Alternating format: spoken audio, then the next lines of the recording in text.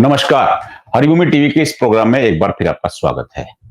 आज हम चर्चा करेंगे विधानसभा चुनाव और चुनाव चुनाव फतेह करने की रणनीति पर।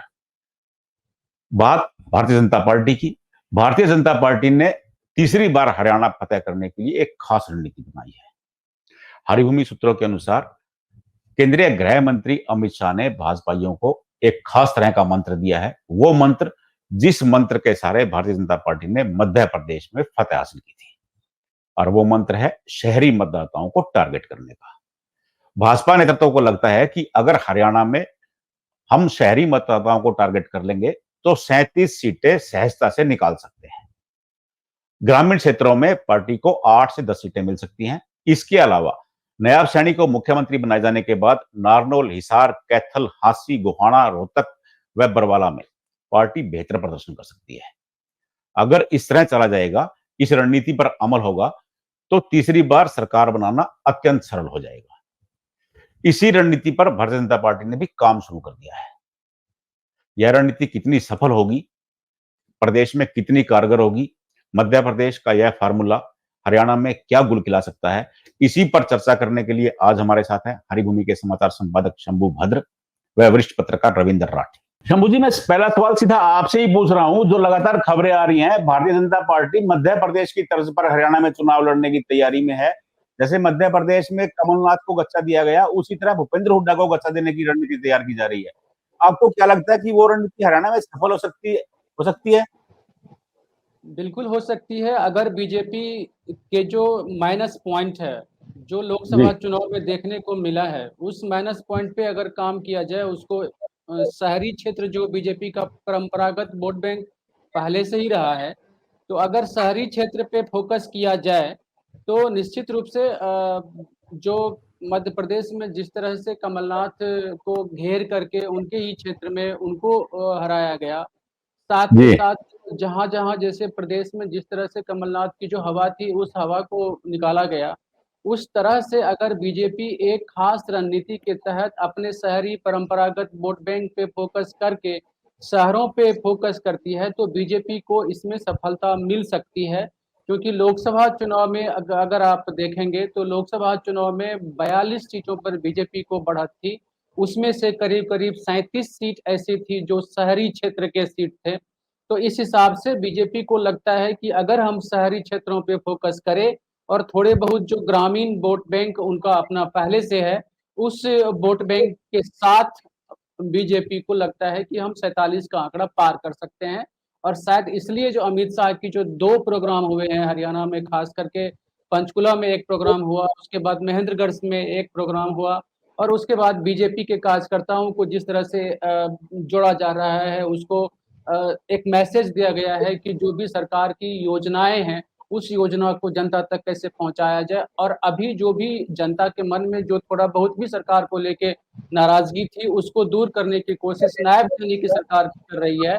और नायब सैनी की जो अभी खास में देखेंगे ताबड़तोड़ जो फैसले किए हैं, जो कि बहुत दिनों से रुके हुए थे और माना जा रहा था कि बहुत से ऐसे फैसले थे, जो मनोहर को के समय में नहीं हुए थे और जनता उससे कहीं न कहीं नाराज़ थी। और बीजेपी को जो सबसे बड़ा झटका लगा था कि जो बीजेपी का जो दलित वोट बैंक था, जो पीछे 2 चुनाव में हरियाणा के दलितों ने बीजेपी को साथ दिया था, इस बार लोकसभा के चुनाव में दलित का एक जो चंक है, वो चंक निकल के कांग्रेस की तरफ गई है। तो बीजेपी की वापस कोशिश है, जबकि नायब सैनी को सीएम बनाया गया था, तो उसमें ओबीसी और दलित मान के चल रहे थे कि बीजेपी को सपोर्ट मिलेगा, लेकिन वो लोकसभा में नहीं दिखा। तो उस कमी को दूर करने के लिए इस वक्त बीजेपी की रणनीति ये है कि कैसे जो कांग्रेस के अंदर की जो गुटबाजी है, जिसमें कि शैलजा अलग एक फ्रंट है और नेता रणदीप सुरजेवाला का एक अलग फ्रंट है, किरण चौधरी चली ही गई कांग्रेस से। ये जो कांग्रेस का हरियाणा में जब हम बात कांग्रेस की करते हैं, तो दिमाग में हुड्डा आता है कि मतलब कि हुड्डा कांग्रेस जैसा ये कांग्रेस बनती जा रही है हरियाणा में। तो वो जो कोशिश है, तो बीजेपी की कोशिश है कि जो मेन कड़ी है कांग्रेस की, उसी को घेरा जाए और उसी को घेर करके उनको एक ब्लॉक तक सीमित किया जाए, ताकि बीजेपी अपनी रणनीति में कामयाब हो सके। शुरुआती मुझे यही लगता है।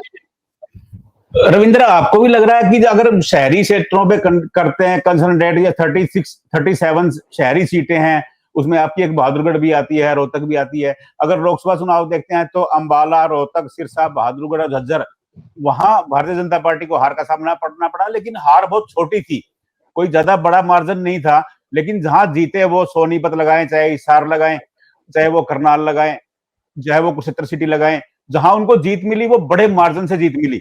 तो पार्टी को लग रहा है कि अगर शहरी सीटों पर कंसंट्रेट करते हैं तो आराम से सरकार बना सकते हैं तीसरी बार। प्रणय जी, अगर अगर हम 2 दशक पीछे जाते हैं तो भाजपा को शहरों की पार्टी कहा जाता था और जी ग्रामीण इलाकों में भाजपा का प्रभाव नगण्य था। लेकिन पहले अटल बिहारी वाजपेयी आए, अटल बिहारी वाजपेयी के आने के बाद ग्रामीण क्षेत्र में भी पार्टी की स्वीकार्यता बढ़ी, पार्टी की सक्रियता बढ़ी और उसके बाद जब अब नरेंद्र मोदी आए हैं तो इसमें कोई दो राय नहीं, गाँव में भी उन्हें शहरों की भांति भरपूर समर्थन मिला। जी लेकिन एक बार फिर भाजपा को अगर वापस सत्ता में बने रहना है, जो स्थिति लोकसभा चुनाव में हुई, वो पिछले विधानसभा चुनाव में भी बहुत ज्यादा स्थिति ठीक नहीं थी, 40 सीटें ही भाजपा जीत पाई थी। तो जी मुझे लगता है कि हाँ, शहरी मतदाताओं का जो सरकार से मोह भंग हुआ है, उसको अगर वापस कायम करने में भाजपा नेतृत्व कामयाब होता है तो एक बार फिर मजबूत स्थिति में भाजपा हरियाणा में आ सकती है। लेकिन जैसे शहरों की बात करें तो सड़कों की हालत, प्रॉपर्टी आईडी, तहसील में जो स्थिति है, वो भाजपा सरकार को काफी काम करने की जरूरत है। तो ऐसा लगता है कि अगर अगर भाजपा शहरी सीटों पर कंसंट्रेट करेगी, वहां पर फोकस करेगी, तो निश्चित तौर पर भाजपा एक बार फिर मजबूत स्थिति में आ पाएगी। जी। शंभू भाई, आपको लग रहा है, क्योंकि छिंदवाड़ा और रोहतक में बड़ा फर्क है, कमलनाथ और भूपेंद्र हुड्डा की जो कार्य प्रणाली है वो भी अलग अलग तरह की है, तो ऐसा हो सकता है, संभव है, क्योंकि जो उनका गढ़ है सोनीपत, रोहतक, झज्जर, तो वहां वैसी स्थिति पैदा कर देना, क्योंकि कांग्रेस अगर देखे शहरी क्षेत्रों में तो सोनीपत शहर में बहुत अच्छा कर गई है, लेकिन अन्य शहरों में वैसी स्थिति नहीं दिखती है। देखिए, जो तुलनात्मक अगर बात करेंगे तो छिंदवाड़ा जो सीट है, छिंदवाड़ा सीट में कमलनाथ को सफलता इसलिए मिल रही थी कि वहाँ पे जो आदिवासी इलाका है, वहाँ पे जी जो दलित इलाका है या ओबीसी इलाका है, वहाँ पे कांग्रेस पहले स्ट्रांग थी। और कांग्रेस जी छिंदवाड़ा कमलनाथ की सफलता का राज वहाँ का पिछड़ा तबका था, जिसकी वजह से कमलनाथ सफल हो रहे थे। बीजेपी ने क्या किया है मध्य प्रदेश की राजनीति में, आप देखेंगे तो गोंडवाना गणतंत्र पार्टी है और एक जी और नई पार्टी अभी ऐड हुई है आदिवासियों की। तो बीजेपी की रणनीति वहां रहती है मध्य प्रदेश में कि गोंडवाना गणतंत्र पार्टी और दूसरे जो आदिवासी पार्टी है उसको फ्रंट पे लाया जाए, उसको इलेक्शन लड़ाया जाए और आदिवासी जो एक मुश्त कांग्रेस की तरफ वोट जा सकती है उस वोट को रोका जाए। और रोक के अभी मध्य प्रदेश में जो दो बड़ी जातियां हैं, ब्राह्मण और राजपूत, ठाकुर खास करके, और शिवराज चौहान की वजह से ओबीसी, ये जो बीजेपी के साथ पहले से उसका वोट बैंक बना हुआ है, उस वोट बैंक में अभी कोई कांग्रेस बड़ी सेंध नहीं लगा पाई है। तो वहां पे छिंदवाड़ा में आदिवासी को अगर रोक लिया बीजेपी ने थोड़े बहुत भी कमलनाथ की तरफ जाने से, तो उसका रास्ता आसान हो गया। लेकिन जी रोहतक की स्थिति अलग है, रोहतक जाट बहुल क्षेत्र है और इस वक्त कम से कम जाट बहुल जो लोग हैं वो बीजेपी के साथ नहीं है, खुल के नहीं है, वो इलेक्शन में दिखता है कि खुल के वो जी नहीं है। 1-2%, 5% की बात छोड़ दीजिए। तो इसीलिए एक तो छिंदवाड़ा की तुलना डायरेक्ट रोहतक से नहीं कर सकते। दूसरा कि रोहतक का जो क्षेत्र है, इसके इलाके में जो शहरी आबादी है, उस आबादी में भी जाट बहुल डोमिनेंट है। ये नहीं कह सकते कि शहर में दूसरे जो कम्युनिटी है वो बड़ा स्ट्रांग है और बड़ा ही स्ट्रांग प्लेयर हो सकते हैं। तो इसीलिए तुलना डायरेक्ट संभव नहीं है। लेकिन रणनीति जैसे रोहतक के लिए आप बनाएंगे तो रोहतक के हिसाब से आपको रणनीति बनानी पड़ेगी। मतलब हरियाणा के शहरों की रणनीति बनाएंगे तो हरियाणा के शहर, जिस शहर के लिए आप रणनीति बना रहे हैं उस शहर की सोशल इंजीनियरिंग क्या है उसको देखना पड़ेगा। दूसरा कि शहर में सबसे अधिक मध्य वर्ग रहते हैं, मध्यम वर्ग के लोग, सैलरी क्लास रहते हैं और पीछे आप देखेंगे 4-5 पीछे बजट से अगर आप देख लीजिए बीजेपी की जो केंद्र के बजट है, उसमें कहीं न कहीं मध्य वर्ग को निराश किया गया है। उसकी जो बचत है, इनकम टैक्स का इश्यू है, रिबेट है, वो लगातार बजट दर बजट सबको निराशा मिली है। और इस बार अगर हरियाणा में आपको शहरों को कैटर करना है, शहरों के वोटरों को अगर आपको लुभाना है, तो मध्य वर्ग के लिए कुछ करना पड़ेगा और बजट में हाथ खोलना पड़ेगा, जो कि बीजेपी के साथ एक मौका है कि अभी जुलाई में बजट आनी है, 23 जुलाई को इलेक्शन उसके बाद होना है, तो एक मौका है बीजेपी के पास मध्य वर्ग को सीधा संदेश देने का कि देखिए हम आपके लिए ये करने जा रहे हैं। तो एक तो जी ये जी और बहुत सारे एक्सपर्ट है जो कि सरकार से डिमांड करी है कि कम से कम 8 से 10 लाख रुपया लोगों की जो आय है वो कर मुक्त होनी चाहिए, 10 लाख से ऊपर की, क्योंकि पैसे की वैल्यू लगातार घटी है और शहरों का जो जनजीवन है, जो महंगाई है, उस कंडीशन से लोगों का जीवन गुजारा करना मुश्किल हो रहा है। तो उस कंडीशन में एक मध्य वर्ग की डिमांड है सरकार से कि राहत मिले। अगर वो राहत मिलती है तो शहर में फिर से जो बीजेपी के प्रति जो एक नाराजगी है मध्य वर्ग में, आप देखेंगे देश भर के मध्य वर्गों में बीजेपी के प्रति वो आकर्षण नहीं है जो आकर्षण आज से 5 साल, 7 साल, 10 साल पहले हुआ करता था। इस वक्त उस आकर्षण में कमी आई है और इसके लिए सरकार के पास बजट एक मौका है। बजट के जरिए सरकार चाहे तो उसको फिर दोबारा से अपनी तरफ खींच सकती है। और हरियाणा में इसका असर तब दिखेगा जब आपकी बजट में एक कुछ खास कदम उठाते हुए दिखेंगे। शहर के लेवल पे ये है।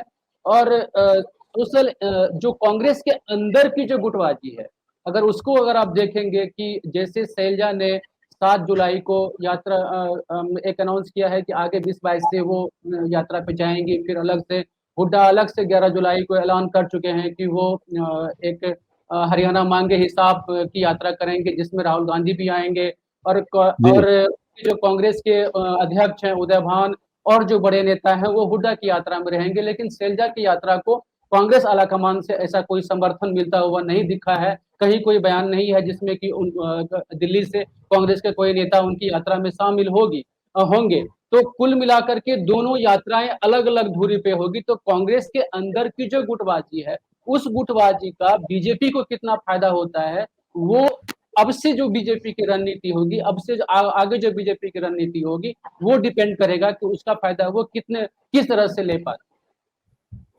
रविंद्र, मैं आपसे ना दो सवाल पूछ रहा हूं, एक दो अलग अलग बातें हैं। एक तो नायब सैनी के मुख्यमंत्री बनने के बाद भाजपा को लग रहा है कि नारनौल, हिसार, कैथल, टोहाना, हांसी, रोहतक, गोहाना और बरवाला, ये जो सीटें हैं यहाँ सैनी बहुल संख्या में है, लेकिन ये नहीं है कि सैनी जिता सकते हैं, लेकिन प्रभावित कर सकते हैं।